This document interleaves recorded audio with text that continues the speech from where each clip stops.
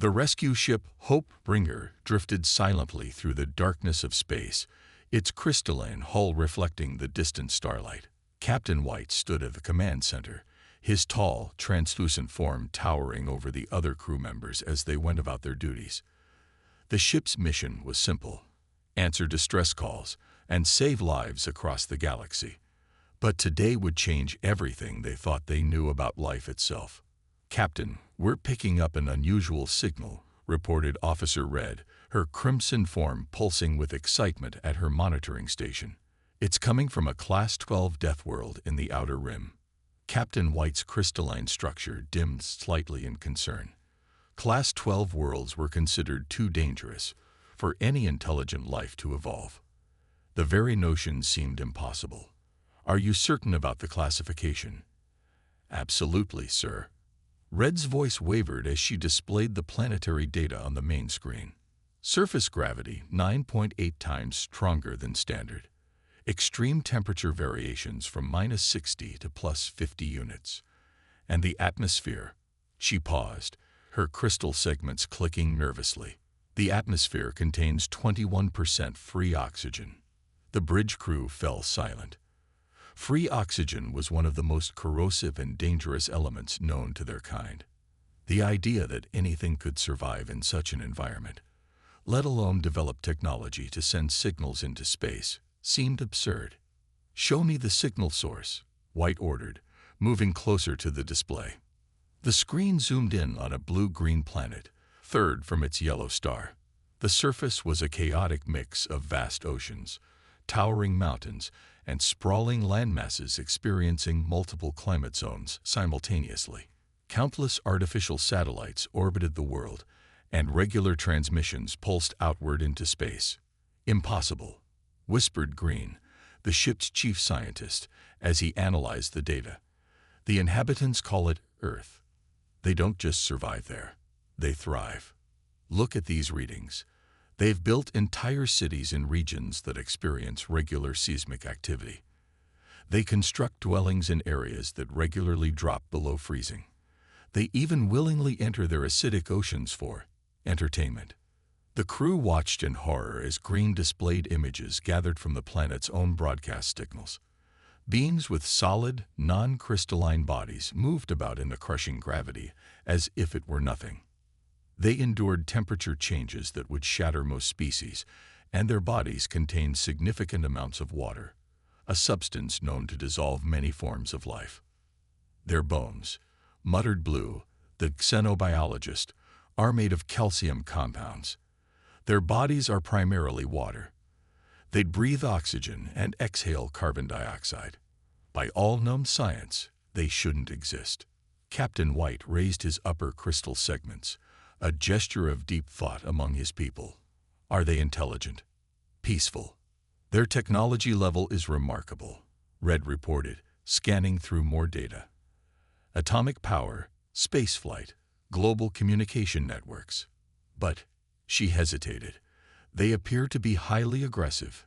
Their history contains numerous conflicts, and their entertainment often depicts violence. However, they also show strong cooperative behaviors and have developed complex societies."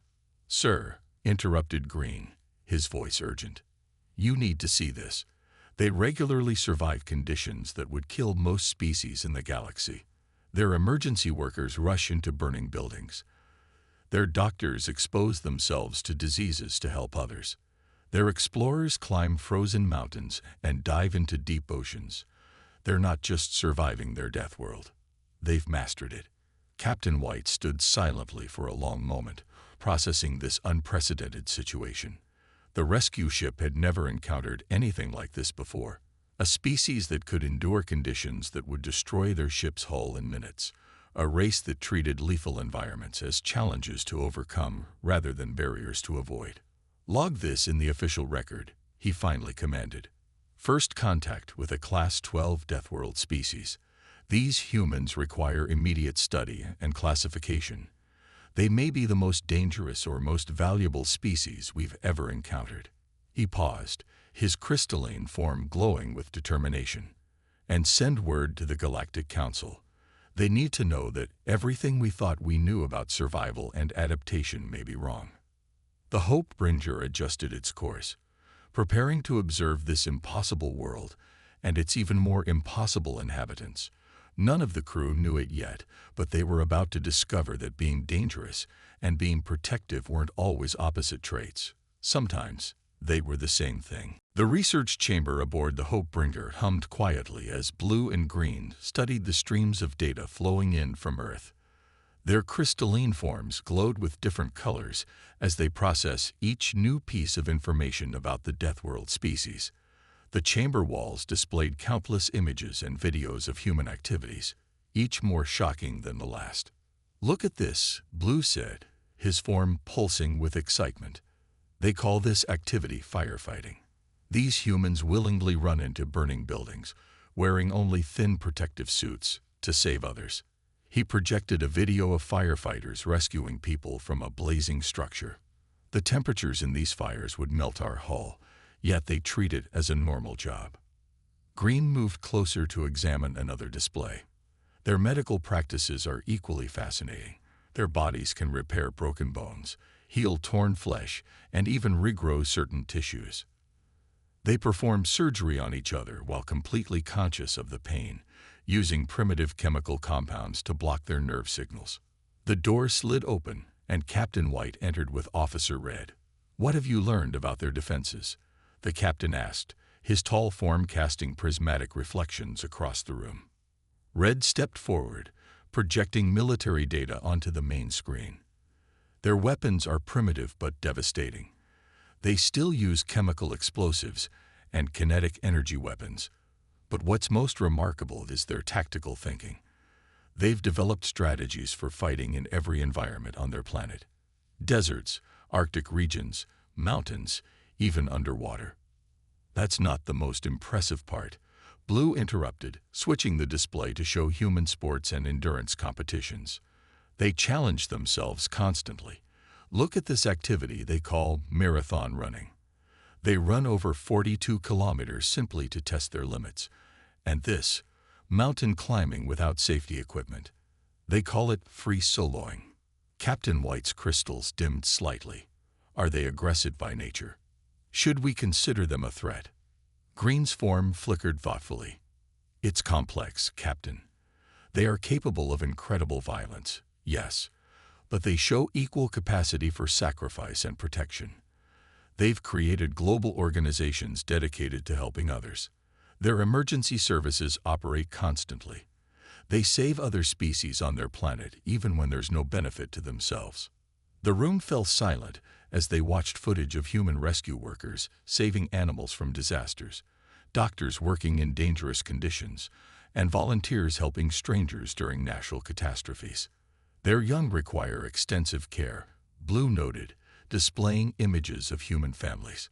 "They remain dependent on adults for many cycles, yet their society dedicates enormous resources to protecting and teaching them. They value continuation of knowledge as much as continuation of their species." Red's crystal segments clicked nervously. "Captain, should we make contact?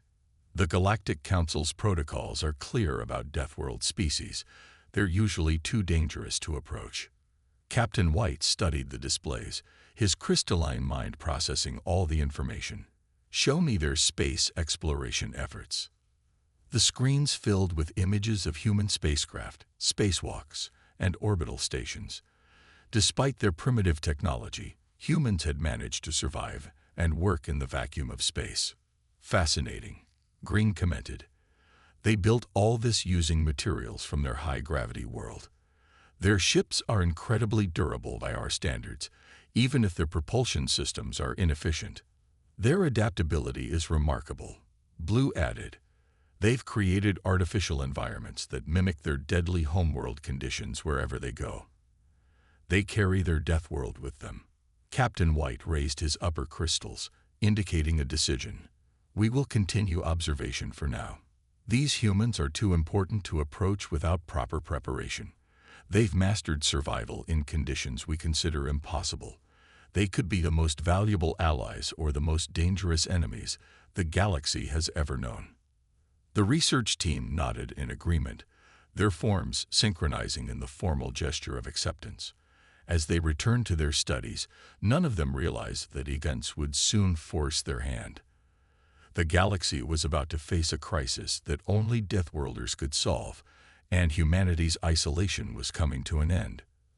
Through the ship's windows, the blue-green planet continued its orbit around its yellow star, its deadly atmosphere swirling with storms, its strange inhabitants going about their lives, unaware they were being watched by beings who found their very existence miraculous. Emergency alarms blared throughout the Hopebringer, their crystal-tone warnings echoing through every corridor. Captain White rushed to the command center, his crystalline form vibrating with concern. The main display showed a massive solar storm erupting from a nearby star, its deadly radiation already reaching towards 3 peaceful colony worlds. "Report," he commanded, taking his position at the center of the bridge. Red's usually bright form had dimmed with worry as she analyzed the incoming data. "The storm is unlike anything we've recorded, Captain. Radiation levels are off our charts. The colonies in the Gentle Systems have no natural protection against this kind of event." The Gentle Systems were home to some of the most peaceful species in the galaxy. Their worlds were perfect. No storms, stable temperatures, and minimal gravity. But now that very perfection had become their greatest weakness. "How many lives are at risk?" Captain White asked, dreading the answer. Green's voice trembled as he reported, "Combined population of all 3 colonies, 15 million beings. Their ships aren't built to handle these conditions.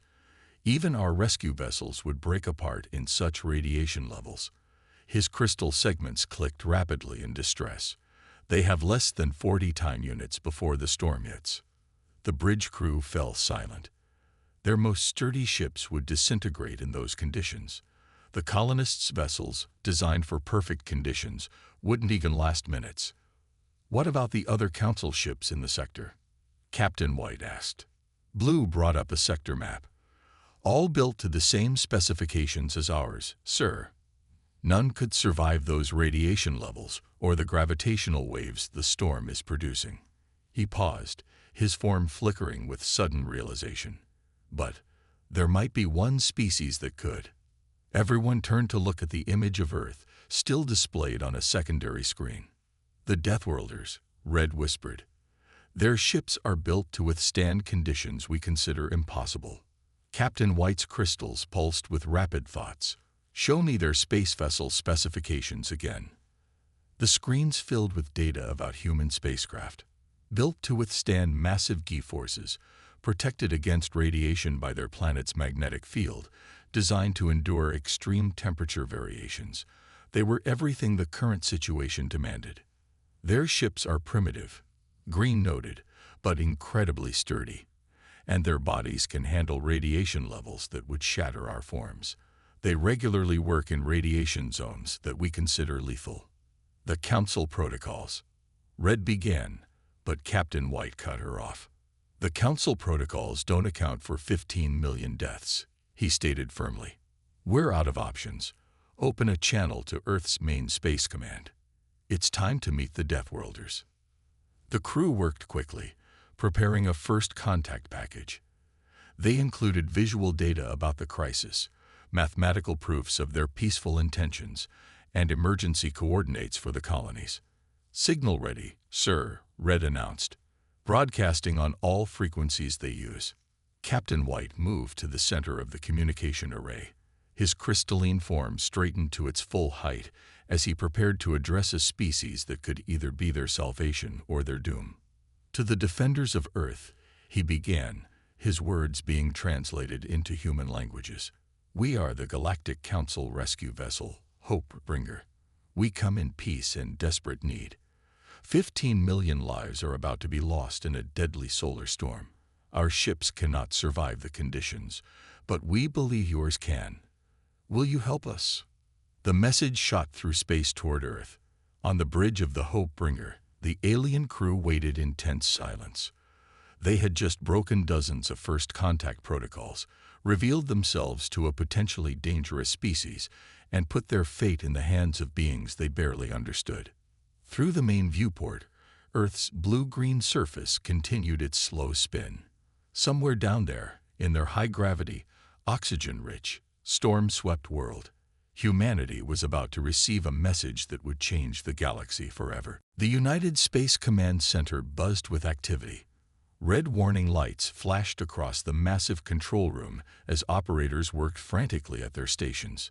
The alien message had arrived just 20 minutes ago, and already Earth's military and civilian space forces were mobilizing. Commander Smith stood before the giant screen showing the alien vessel and the approaching solar storm. His weathered face remained calm despite the chaos around him. 30 years in space had taught him to handle the impossible. "Can we verify their story?" he asked the room. "Yes, sir," replied Lieutenant Brown from the science station. "Our deep space arrays confirm the solar storm. It's massive, at least 50 times stronger than anything we've recorded, and we're picking up signals from the colonies they mentioned. The radiation would kill everything in its path." The commander nodded slowly. "And the alien ship?" "Crystal-based technology, sir. Beautiful engineering, but fragile by our standards. They wouldn't last 5 minutes in that storm." Brown shook his head in wonder. "Their hull would shatter in conditions we consider normal for space work." The emergency conference link blinked. On screen, faces appeared from space agencies around the world. The Russian Space Force, European Space Agency, Chinese National Space Administration, and others joined the call. Everyone understood the stakes. "We have 10 ships within range," reported the Russian commander. "All heavy hull designs built for solar observation. We can contribute 15 vessels," added the Chinese representative. "Mostly mining ships, but they're built to withstand extreme conditions." Commander Smith looked at the logistics display. "That's not enough. We need every ship we've got." He pressed the general broadcast button. "Attention all commercial space operators. This is a global emergency. We need every heavy hull vessel available for immediate rescue operations." Responses flooded in from across Earth. Mining companies offered their sturdy ships. Space construction firms volunteered their reinforced vessels. Even tourist companies promised their emergency-rated craft. Back on the Hope Bringer, Captain White and his crew watched in amazement as dozens of human ships began launching from Earth. Their sensors showed vessels rising from every continent, all moving with purpose and coordination that seemed impossible for a species they'd just contacted. "They're not even arguing about whether to help," Blue observed, his crystal form pulsing with surprise. "They're just doing it." Green analyzed the human ship's specifications. Their vessels are crude by our standards, but incredibly strong. They use simple metal alloys and basic shields, but the sheer thickness of their hulls. He paused. "They build everything assuming the worst conditions possible." On Earth, Commander Smith addressed the gathered fleet commanders through the video link. "Ladies and gentlemen, we have 15 million lives to save and less than 30 hours to do it. Every ship needs to be loaded with emergency supplies and life support equipment. We don't know what these aliens breathe, but we know they can't handle our atmosphere. Pack everything." The alien transmission screen lit up again. Captain White's crystalline form appeared, somehow managing to look both hopeful and worried. "Your response is overwhelming. But you must understand the danger. The radiation levels." Commander Smith cut him off politely. "Captain, we work with radiation every day. Our ships are built to handle solar flares because we have to. We've been exploring space despite being what you call deathworlders, not because of it. Trust us to do what we do best, survive impossible conditions, and help others do the same." The alien captain's crystal segments shifted in what might have been surprise. Around Earth, more ships were launching every minute. Heavy mining vessels, sturdy construction ships, reinforced passenger craft. Humanity was sending everything they had. 47 ships ready for jump coordinates, reported Lieutenant Brown. Commander Smith straightened his uniform and faced the alien transmission. "Captain White, humanity accepts your request for aid. Please transmit the colony coordinates. The rescue fleet of Earth is about to show you what deathworlders can really do. The fleet of human ships dropped out of faster-than-light travel at the edge of the gentle systems. Through the command windows of the lead ship, Everest, Commander Smith watched the massive solar storm approaching the colony worlds. The storm's violent red and purple energy waves dwarfed everything in their path.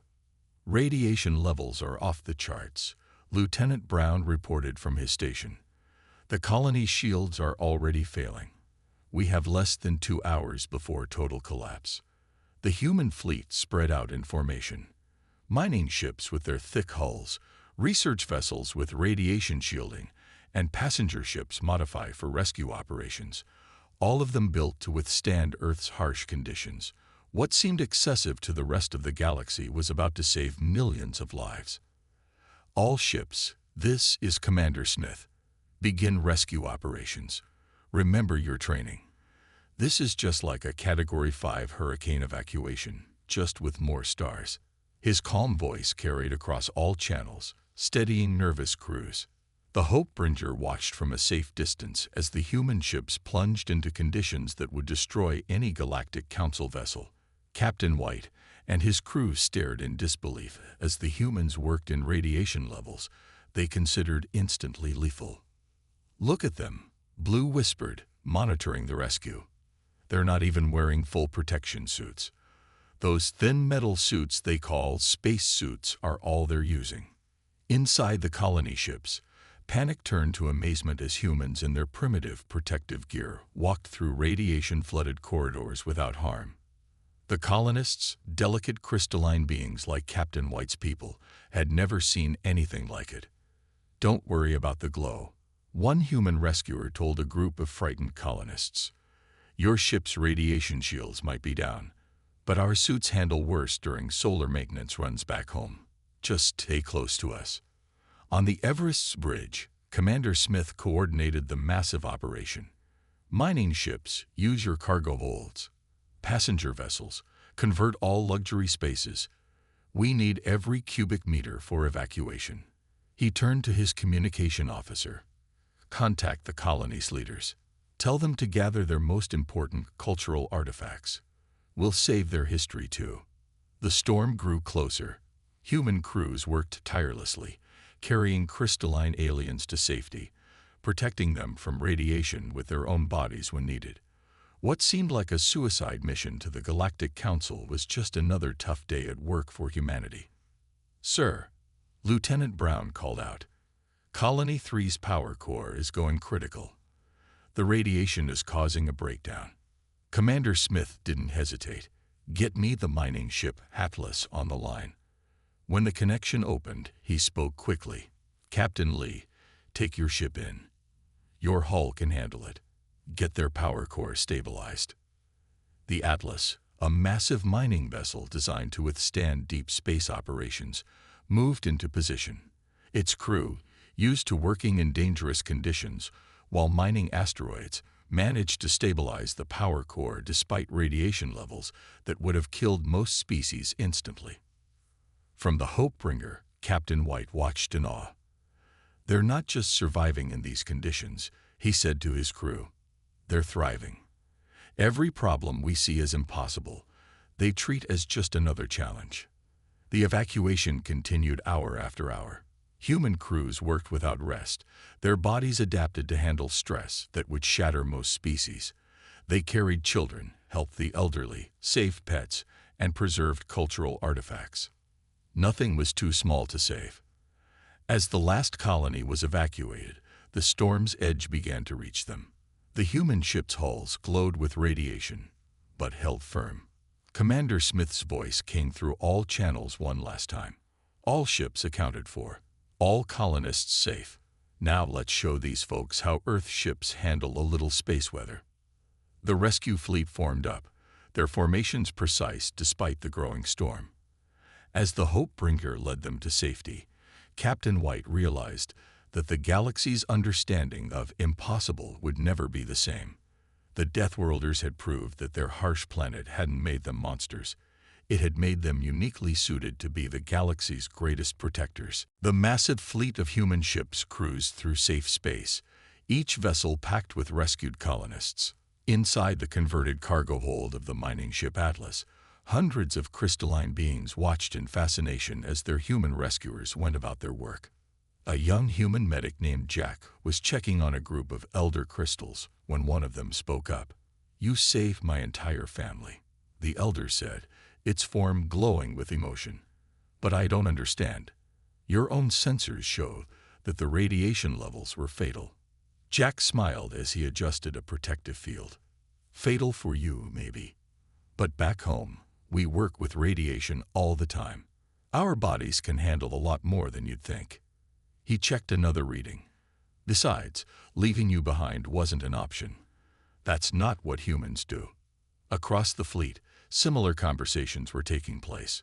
The rescued aliens discovered that their terrifying saviors had an unexpected gentle side. Human crews shared their food, told stories to scared children, and treated priceless alien artifacts with deep respect. On the Everest, Commander Smith hosted a meeting with the colony leaders. The ship's meeting room had been specially adjusted to accommodate their crystalline forms. "Your people will be safe until we can rebuild your colonies," he assured them. "Earth has already offered temporary shelter for anyone who needs it." One of the colony leaders, their form a deep purple, spoke up. "But your world, the gravity alone would crush us. The oxygen would corrode our forms. How can we possibly survive there?" "We've thought of that," Smith replied with a smile. "Our scientists are already designing special habitats that will match your own conditions. We're good at building things to handle extreme environments, even if those environments seem gentle to us." Meanwhile, on the Hope Bringer, Captain White was reviewing footage from the rescue operation. He watched as human crews carried multiple aliens to safety at once, their strong bodies easily handling the weight. He saw them working in spaces filled with radiation, protected only by what his people considered primitive suits. Most surprisingly, he saw them singing and joking during the mission, treating the deadly conditions as if they were merely inconvenient. "They're remarkable," Blue commented, analyzing the humans' biological readings. "Their bodies actually repair radiation damage naturally. They call it tanning when their skin adapts to solar radiation. They heal broken bones. They even fight off microscopic invaders inside their bodies automatically."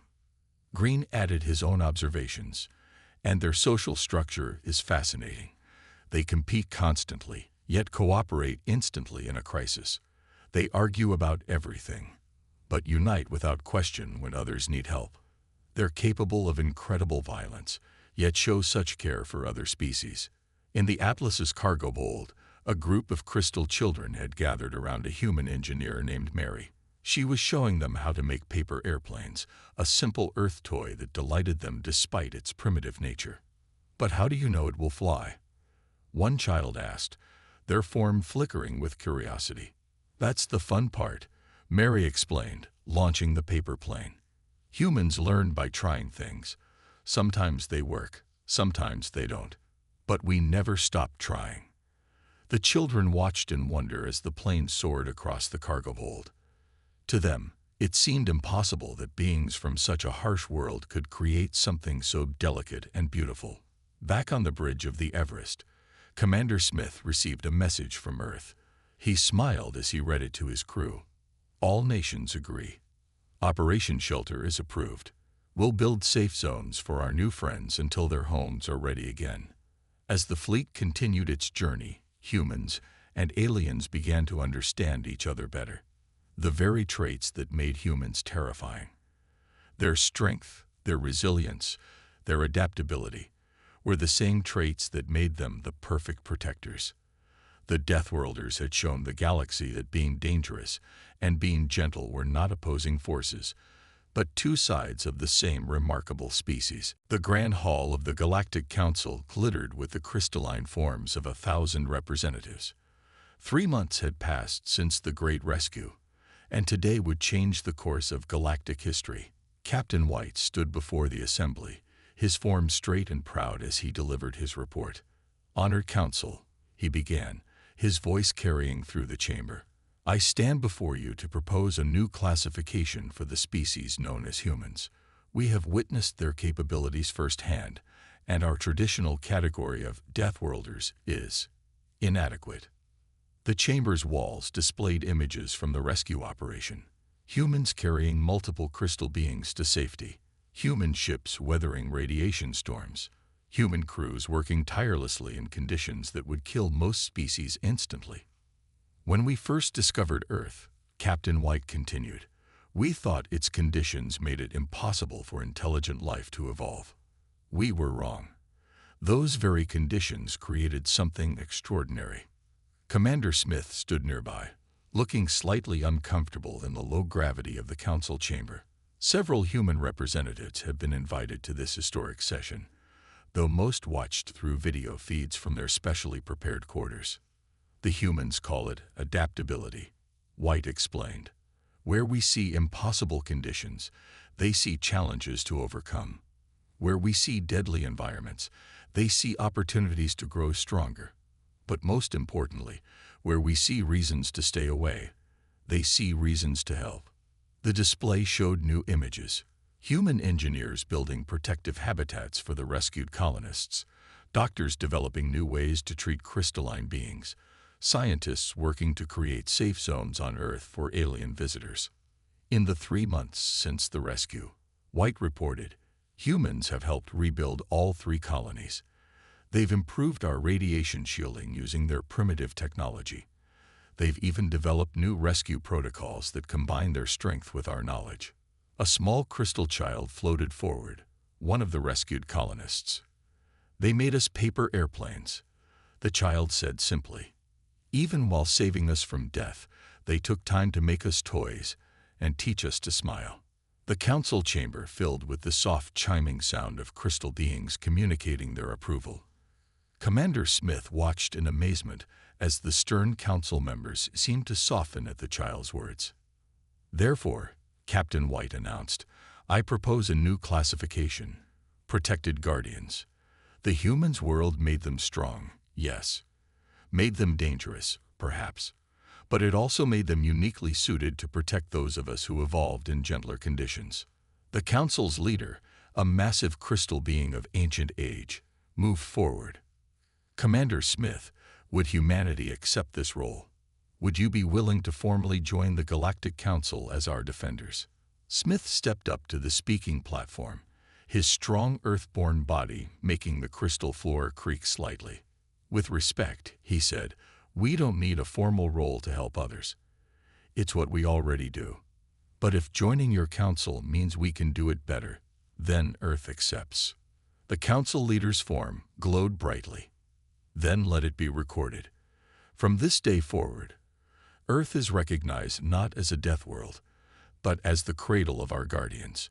Its people are welcome not as dangers to be feared, but as protectors to be honored." As the council chamber erupted in crystalline chimes of celebration, Captain White turned to Commander Smith.